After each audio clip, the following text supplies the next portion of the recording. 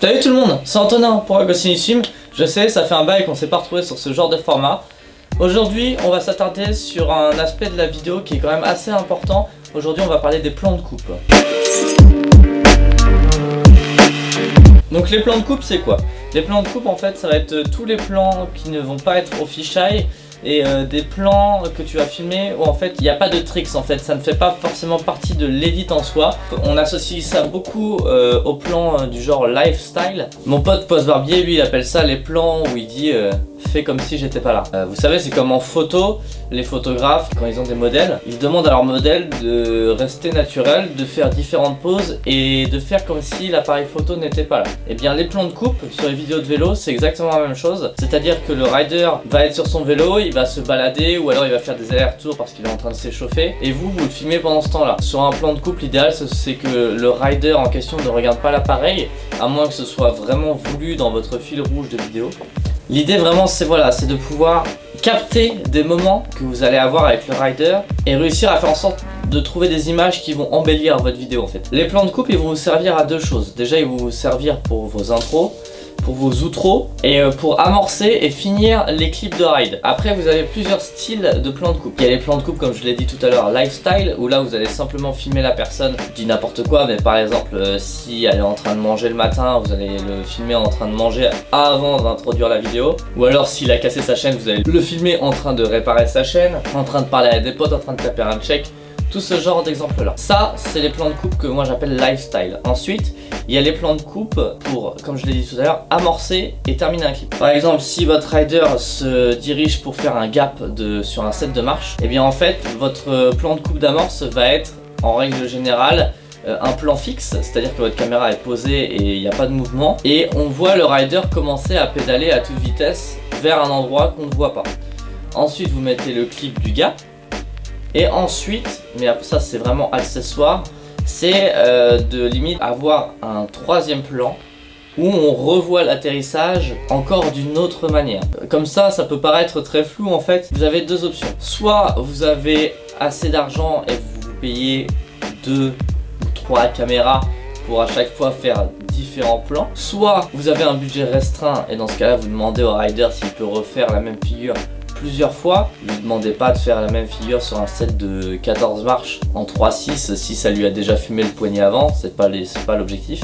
Ou alors, vous pouvez aussi demander à d'autres potes à vous qui pourraient être en capacité de filmer, de prendre une autre caméra et de filmer à votre place. Par exemple, dans le paysage français des filmeurs, il y a Alex Valentino, il travaille quasiment que comme ça. Si on regarde dans ses vidéos, il y a toujours lui qui fait la vidéo principale, donc tout ce qui est plan fisheye, etc.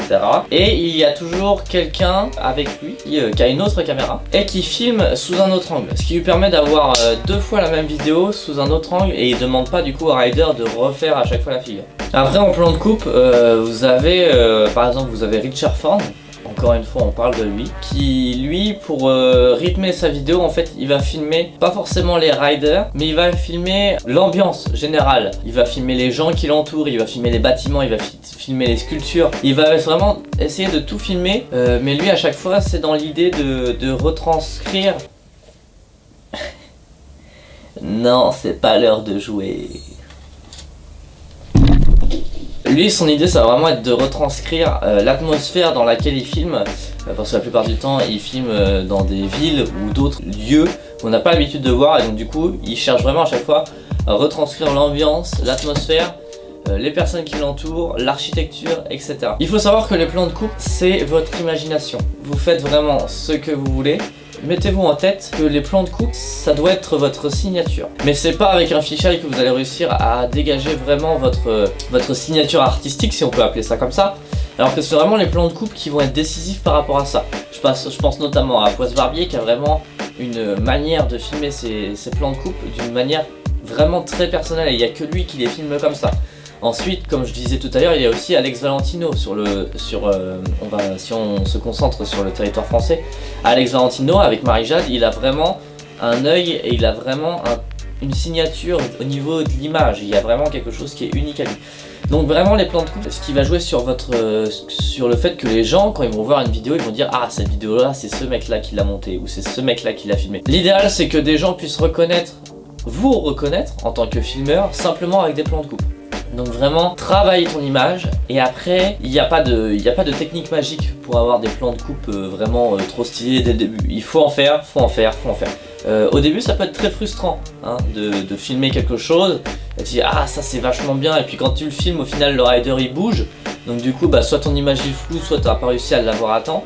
Donc essaie toujours un petit peu d'anticiper quand tu fais des plans de coupe les potentiels mouvements du rider ou alors après tu peux aussi très bien dire au rider bah écoute là je vais faire un plan de coupe, est-ce que tu peux regarder dans cette direction ou est-ce que tu peux faire ça, mais tout en lui disant qu'il faut pas qu'il regarde la caméra.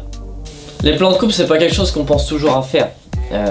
Quand tu vas arriver sur ton lieu de tournage avec ton rider, quand tu vas arriver sur le spot, le rider va avec l'excitation va très vite se mettre en condition et va commencer déjà à rouler le spot et déjà réfléchir à ce qu'il va faire. Et toi de peur de manquer le tricks, tu vas directement te mettre au fisheye ou tu vas directement le filmer en train de faire le tricks. Non, justement les 5 premières minutes, à moins que le rider soit beaucoup trop fort et qu'il rentre tout du premier coup, après c'est un autre délire, mais quand tu arrives sur le spot, les 5 premières minutes, prends ton temps pour déjà nettoyer tes lentilles, regarder si ton appareil photo est bien en marche, si ton micro fonctionne bien. Bref, refaire tous les petits réglages potentiels avant. Et prends-toi 5 minutes pour le filmer. Pour filmer sa réaction devant un spot, pour filmer le spot. Je sais pas, imaginons que c'est un curb en street, n'hésite pas à le filmer en train de waxer le curb. Toutes ces petites choses comme ça. Prends vraiment ton temps et ne saute pas directement sur le rider en train de rouler. Parce que après tu peux très bien le faire, il n'y a pas de problème.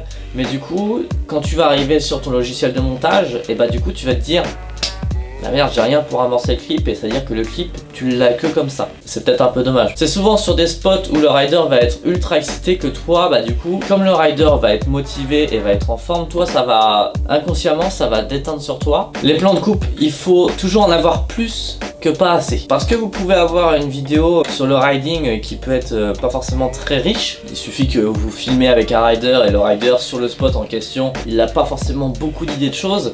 Mais si vous derrière, avec des plans de coupe, vous en avez eu assez et vous avez réussi à faire différents plans de coupe qui s'allient bien les uns aux autres, c'est une technique peut-être que vous allez dire que c'est un petit peu de la triche, mais ça permet de grappiller quelques secondes sur la vidéo, de toujours travailler sur cette atmosphère et sur cette ambiance que vous voulez dégager de la vidéo. Et au niveau du montage, du coup, on imagine que tu as fini ta vidéo, tu as fait tous tes plans de coupe, tu as tes plans de riding, etc. Sur le montage, ce qu'il faut que tu fasses, c'est que tu arrives à te dire, mais c'est pas toujours évident et on n'y pense pas toujours, un clip de riding, il doit être quand même introduit et fini. Tu peux pas dans une vidéo, enfin moi j'aime pas trop ça, par exemple enchaîner que des clips au fisheye tout le temps.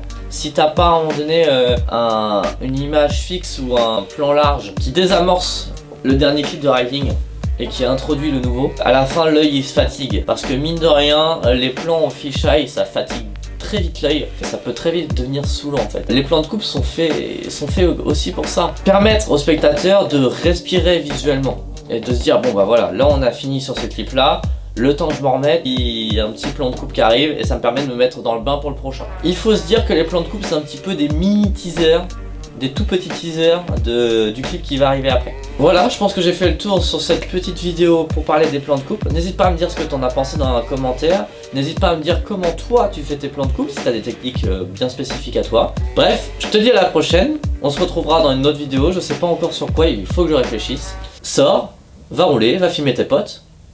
Peace.